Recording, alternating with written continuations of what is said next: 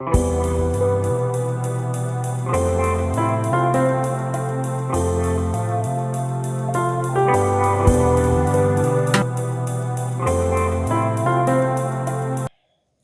Friends, मैं रितेश कुमार एक बार फिर से लेकर आया हूं एसएससी बैंक इंग्लिश का चैनल।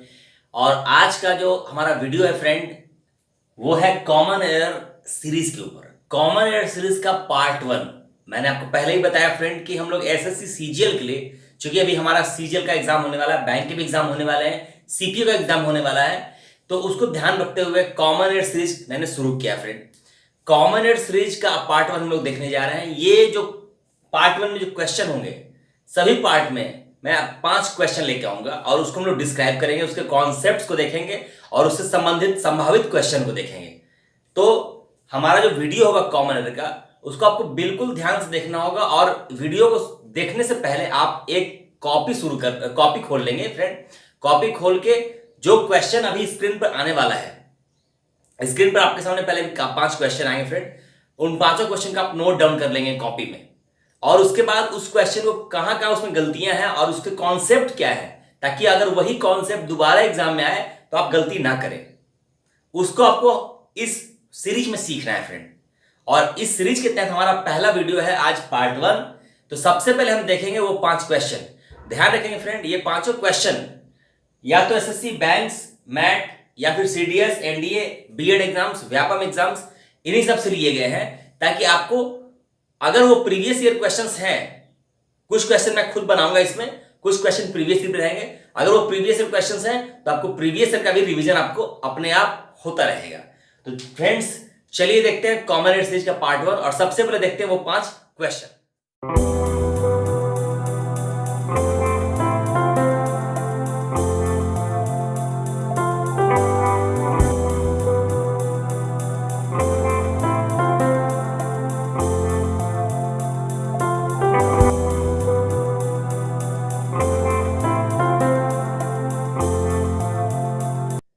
तो फ्रेंड्स, आज का सबसे पहला सवाल है, the new taxation rates announced by the government are bound to effect the export sector.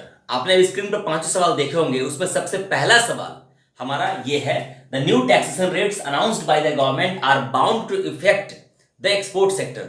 Friends, ये क्वेश्चन देके आपको एसएससी में या आईबीपीएस में क्या पूछा जा रहा है, एग्जाम में क्या पूछा जा रहा है, ये पूछा जा रहा है कि इस क्वेश्चन में कोई एरर है या नहीं। ये कॉमन एरर का क्वेश्चन है, आज हम लोग इसको सीरीज के तहत देख रहे हैं। तो फ्रेंड, इसमें एरर है।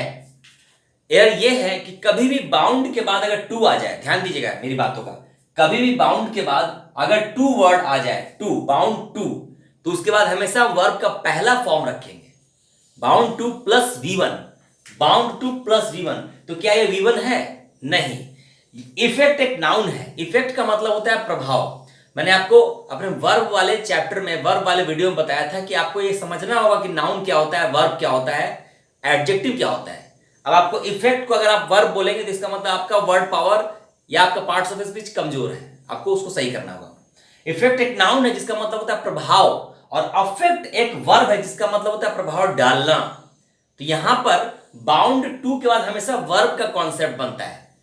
इंग्लिश में ऐसा बोला गया कि बाउंड टू अगर आ जाए तो हमेशा वर्ब आना चाहिए, और वो भी वर्ब का पहला फॉर्म आना चाहिए।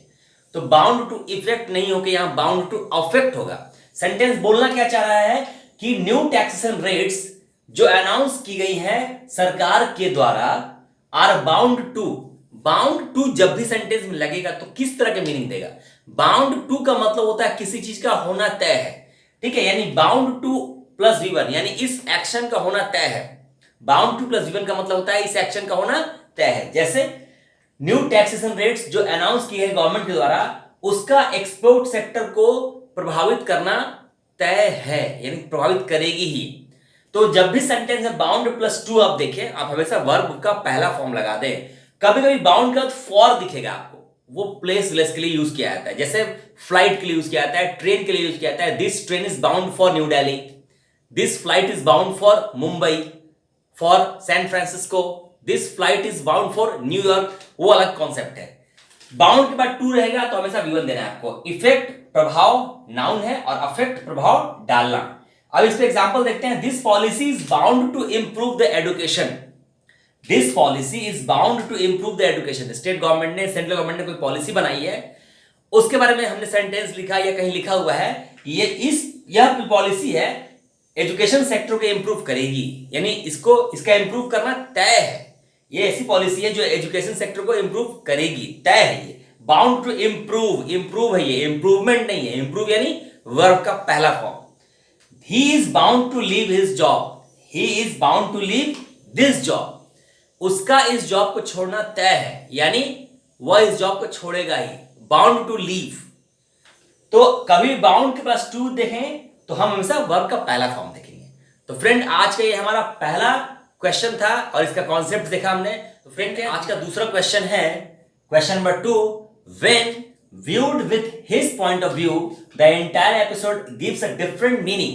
किसी एपिसोड की बात हो रही है, किसी कोई प्रकरण की बात हो रही है। एपिसोड मतलब सिर्फ सीरियल का एपिसोड नहीं होता है, एपिसोड में कोई घटना, कोई बात, कोई प्रकरण, ठीक है। When viewed with his point of view the entire episode gives a different meaning। कभी भी हमको ये बोलना होता है मेरे विचार से, उसके विचार से, तो हम फ्रॉम वर्ड लगाएंगे, विथ नहीं। यहां जो कॉमन एरर है वो ये है फ्रेंड, यहां पर आपको एग्जाम में जो क्वेश्चन आया उसमें विथ लगा के आपको गलत कर दिया गया क्वेश्चन को, आपको उसको पकड़ना है। तो इस टाइप क्वेश्चन हमेशा आया है, कई बार आया है क्वेश्चन, इस टाइप क्वेश्चन कई बार। क्वेश्चन चेंज होगा, कॉन्सेप्ट एक ही रहता है फ्रेंड, कॉन्सेप्ट वही रहेगा, क्वेश्चन चेंज होते रहते हैं। तो आपको कॉन्सेप्ट को अगर आपको याद रखना होगा तो उसके लिए क्वेश्चन को आपको एक बार देखना ही होगा, एक दो बार रिपीट करना होगा, ताकि कॉन्सेप्ट याद हो जाए। तो from my point of view बोलते हैं, ये सही है, इसका मतलब होता है मेरे विचार से। From his point of view, उसके विचार से। हम विथ हिज नहीं बोलेंगे, with his point of view is wrong. तो हमको बोलना है when viewed from his point of view the entire episode gives a different meaning. From my point of view, मेरे विचार से, he can succeed in this test, वह इस test में सफल हो सकता है। From my point of view, with my point of view is wrong. तो आज का हमारा ये दूसरा क्वेश्चन है फ्रेंड, इसमें आपको कॉन्सेप्ट सीखने को मिला कि कभी भी हमको पॉइंट ऑफ व्यू बोलना हो तो उसके पहले हमको फ्रॉम लगाना है, from my point of view, from her point of view, ऐसे। फ्रेंड, आज का तीसरा क्वेश्चन है, the various consequences of the decision taken by the finance ministry was not foreseen by the bureaucrats. Foresee करना मतलब अनुमान करना। फोरसी एक वर्ब है जिसका मतलब अनुमान लगा लेना पहले से ही आने वाली घटना का, या पहले से ही आने वाली किसी संभावना का, ठीक है, जो एक्शन होना है उसका कोई संभावना बताते हैं लोग। The various consequences of the decision taken by the finance ministry was not foreseen by the bureaucrats. Bureaucrats जिन्होंने उस क्या बोलते हैं, उस डिसीजन को लिया होगा। ब्यूरोक्रेट्स मतलब जो भी अफसर लोग हैं, अफसरों का जो ग्रुप है उनको बोला जा रहा है। यहां पर इस क्वेश्चन में गलती कहां है फ्रेंड? गलती बहुत ही सिंपल है, लेकिन ये जो क्वेश्चन है, ये कॉन्सेप्ट कई बार एग्जाम में आया है और कई बार आता है और आता रहेगा, क्योंकि बहुत ही सिंपल सा कॉन्सेप्ट फिर भी लोगों को कंफ्यूजन हो जाता है। आपको हमेशा ये पता रहता है कि सिंगुलर सब्जेक्ट है तो सिंगुलर वर्ब होगा, सिंगुलर सब्जेक्ट है तो सिंगुलर वर्ब होगा, और अगर प्लूरल सब्जेक्ट है तो प्लूरल वर्ब होगा। लेकिन ये कॉन्सेप्ट बहुत लोगों को पता होते हुए भी एग्जाम में उस चीज को नहीं पकड़ पाते हैं। क्यों? एग्जाम में क्वेश्चन ऐसे नहीं देगा ही इज, वी आर, ऐसा क्वेश्चन एग्जाम में नहीं आएगा फ्रेंड, एकदम बच्चा वाला, थोड़ा सा जटिल बना के क्वेश्चन दिया जाता है। जैसे ही अगर हम लगा रहे हैं तो हम क्या लगाते हैं? Is. He is busy these days, वह इन दिनों व्यस्त है, वह इन दिनों व्यस्त है। वी आर, हम लोग इन दिनों व्यस्त हैं। We are busy these days. लेकिन एग्जाम में ऐसा क्वेश्चन नहीं आएगा। आप आराम से ही के साथ इज लगा लेते हैं, वी के साथ आर लगा लेते हैं, लेकिन यहां पर ना तो ही है ना तो वी है, लेकिन ये गलत है। क्यों? क्योंकि जो सब्जेक्ट है इस सेंटेंस का वो यहां से शुरू हो रहा है और यहां तक है, यानी the various consequences of the decision, ये एक्चुअली इसका सब्जेक्ट है, द वेरियस कंसेक्वेंसेस। कई लोग इसको समझ लेते हैं द डिसीजन को, गलत है ये गलत है ना। आप डिसीजन के विभिन्न, डिसीजन के कई परिणाम, कंसेक्वेंस मतलब परिणाम, डिसीजन के कई परिणाम, वेरियस मतलब कई, मेनी, कंसेक्वेंस मतलब परिणाम, तो वेरियस कंसेक्वेंसेस यानी कंसेक्वेंसेस है, कंसेक्वेंस नहीं है। ढेर सारे परिणाम की बात है, वेरियस लगा हुआ है, तो यहां वॉस कैसे लगा सकते हैं आप? ये वॉस नहीं लगेगा ना, ही वॉज चलेगा, बट वी वर, वी के साथ हम वर लगाते हैं, जैसे ही के साथ इज, वी के साथ आर, तो कंसेक्वेंसेस से तो यहां वर्स नहीं लगेगा ना, यहां क्या लगेगा, वर लगेगा। इसलिए हमारा जो कॉमन एरर है वो यहां पर है। यानी क्वेश्चन का आंसर होना चाहिए था the various consequences of the decision taken by the finance ministry were not foreseen by the bureaucrats. ये जो कॉन्सेप्ट है फ्रेंड, ये सब्जेक्ट वाला, सिंगुलर सब्जेक्ट और सिंगुलर वर्ब और प्लूरल सब्जेक्ट प्लूरल वर्ब, ये एग्जाम में कितनी बार आया है, मतलब इसका कोई काउंट नहीं है फ्रेंड, कई बार कई क्वेश्चंस में आया है। मैं अभी आपको कुछ उदाहरण देने वाला हूं इसी कॉन्सेप्ट के ऊपर बहुत ही जबरदस्त तरीके से, ताकि आपका हमेशा के लिए कॉन्सेप्ट क्लियर हो जाए। फ्रेंड कुछ उदाहरण देखते हैं हम लोग इसी यूजर्स के, इसी कॉन्सेप्ट के। सम मोर एग्जांपल्स मैंने लिखा है यहां पे, the tickets of this movie has been sold या हैव बीन सोल्ड। हमको दिस मूवी पे ध्यान नहीं देना है, हमको सब्जेक्ट पे ध्यान देना फ्रेंड, कि हमारा सब्जेक्ट क्या है इस सेंटेंस में। तो हमको इस बात को देखना है कि इस सेंटेंस का सब्जेक्ट है टिकट्स, यानी एक नहीं, एक से ज्यादा टिकट है, इसलिए यहां पर हैज नहीं लग के हैव लगेगा, जबकि मूवी एक ही है। इस मूवी की जितनी सारी टिकटें की बात हो रही है, इसकी बात हो रही है, बेच दी जा चुकी हैं, बिक गई हैं। The tickets of this movie have been sold, ये सही आंसर होगा। उसी तरह से the idea of opening such shops, shops तो कई कई है बट आइडिया एक है। The idea of opening such shops attracts या अट्रैक्ट, क्या होगा, अट्रैक्ट्स की अट्रैक्ट, अट्रैक्ट्स होगा क्योंकि ये सिंगुलर है। जब सिंगुलर होगा तो एस लगेगा, जैसे ही गोज, ही कम्स, ही एक सब्जेक्ट होता है, तो आइडिया एक है इसलिए अट्रैक्ट्स होगा, अट्रैक्ट नहीं होगा। The idea of opening such shops attracts many, कई लोगों को अट्रैक्ट करता है। The price of some commodities, कुछ वस्तुओं, कमोडिटी मतलब वस्तु या कोई सामान या कोई चीज, the price of some commodities has increased, कि हैव इंक्रीज्ड, हैज इंक्रीज्ड, क्योंकि एक प्राइस सिंगुलर है, प्राइसेस नहीं है, प्राइस है। The technology used in these handsets, in handsets में जो टेक्नोलॉजी यूज हुई है, इज रियली एडवांस्ड या आर रियली एडवांस्ड। आप खुद देखिए, यहां से लेके यहां तक आपको लग रहा है ये सब्जेक्ट है, बट सब्जेक्ट एक्चुअली सिर्फ यही है, the technology used in these handsets is really advanced. तो इस टाइप का आपको कॉन्सेप्ट सीखने को मिलता है, हमारे कॉमन एयर सीरीज में मिलेगा, और ये एग्जांपल आपको ध्यान रखना है। इसी तरह एग्जांपल आपको दूसरे एग्जांपल आएंगे, कॉन्सेप्ट एक ही रहेगा। आज का जो नेक्स्ट क्वेश्चन है वो है the officer is angry on the clerk for not completing the given task. The officer is angry on the clerk for not completing the given task. इस सेंटेंस में जो गलती है वो है एंग्री के बाद ऑन। एंग्री के बाद हम ऑन प्रीपोजिशन का यूज नहीं करते हैं फ्रेंड। एंग्री का मतलब होता है गुस्सा, गुस्से में या गुस्साया हुआ, जो भी बोलते हैं आप, ठीक है। मैं आपसे गुस्सा हूं, तो जब हम किसी से गुस्सा होते हैं, लिविंग बीइंग की अगर बात कर रहे हो, जब आप लिविंग बीइंग की चर्चा कर रहे हो, जीवित व्यक्ति की चर्चा कर रहे हो एंग्री के साथ, तो विद प्रीपोजिशन लगाना होगा आपको। और अगर नॉन लिविंग चीज की चर्चा हो रही है एंग्री के साथ, तो एंग्री एट लिखेंगे। जैसे आप अपने पिताजी से नाराज हैं तो you are angry with your father, but आप अपने पिताजी के डिसीजन से नाराज हैं। जैसे एग्जांपल देखते हैं, he was angry with his father, मतलब वह अपने पिताजी, अपने पापा से नाराज था। ही वॉज एंग्री विथ, यहां पर हम विथ लगाएंगे, क्यों, क्योंकि ये लिविंग बीइंग है। उसी तरह से he was angry at his decision, इनके पिताजी ने या इनके किसी दोस्त ने कोई डिसीजन लिया जिससे ये खुश नहीं थे, तो हम बोलेंगे कि he was angry at his decision. यह जो है, यह व्यक्ति जो है अपने दोस्त, अपने पिताजी किसी के डिसीजन से खुश नहीं था, नाराज था, तो एंग्री विथ नहीं बोलेंगे यहां पर, क्योंकि ये डिसीजन लिविंग बीइंग नहीं है।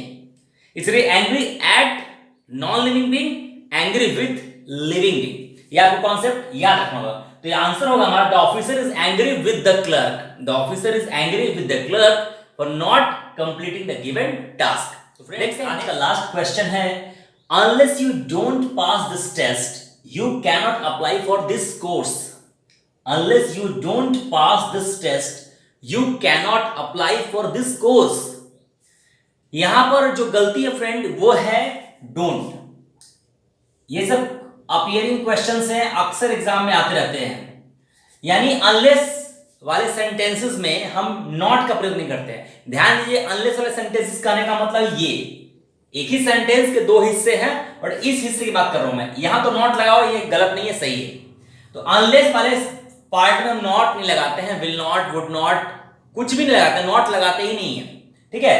अनलेस का मतलब ही होता है जब तक प्लस नहीं, यानी unless gives negative meaning, unless negative meaning पहले से ही आपको दे रहा है सेंटेंस में, इसलिए अलग से हम नेगेटिव वर्ड यूज नहीं कर सकते। डबल नेगेटिव इंग्लिश में या हिंदी में भी प्रोहिबिटेड माना जाता है, हम डबल नेगेटिव इंग्लिश में यूज नहीं करते हैं। अनलेस के साथ हम नॉट का यूज नहीं करेंगे, इसलिए यहां डोंट हट जाएगा, यानी आंसर होना चाहिए unless you pass this test, unless you pass this test. Hindi meaning वही होगा जब तक प्लस नहीं, यानी हिंदी में नहीं आएगा बट अंग्रेजी में नॉट नहीं आएगा। Unless you pass this test, जब तक तुम इस टेस्ट को पास नहीं करते हो, you cannot apply for this course, तुम इस कोर्स के लिए अप्लाई नहीं कर सकते हो। एग्जाम्पल देखते हैं, अनलेस यू पे योर रेंट, जब तक तुम अपना किराया नहीं देते हो, यू कैनॉट लीव हियर, तुम यहां नहीं रह सकते हो। अनलेस यू पे your rent, you cannot leave here. Unless he follows this instructions, जब तक वह इन निर्देशों का पालन नहीं करता है या फॉलो नहीं करता है, जब तक वह इन निर्देशों का पालन नहीं करता है, he will not be given any chance, उसे कोई भी मौका नहीं दिया जाएगा। he will not be given any chance, उसे कोई भी मौका नहीं दिया जाएगा। तो हम अनलेस वाला सेंटेंस में ये आपको इस बात को थोड़ा ध्यान रखना होगा कि अनलेस वाले सेंटेंस में, अनलेस वाले पार्ट में हम नॉट का प्रयोग बिल्कुल भी नहीं करते हैं, because unless already negative meaning देता है फ्रेंड, जब तक प्लस। आज का कॉमन एड सीरीज का पार्ट 1 यहीं तक है। हमने आज के पार्ट 1 में 5 क्वेश्चन देखा और संबंधित कॉन्सेप्ट को सीखा। इससे कई बार क्वेश्चन एग्जाम में आए हुए friend, SSC, CGL, CPO, bank PO exam वगैरह में कई बार क्वेश्चन रिपीट मोड में आए हुए हैं। तो आपको इनको एक बार कम से कम अच्छे से ध्यानपूर्वक देखना है, दोबारा भी देखने की जरूरत नहीं है आपको।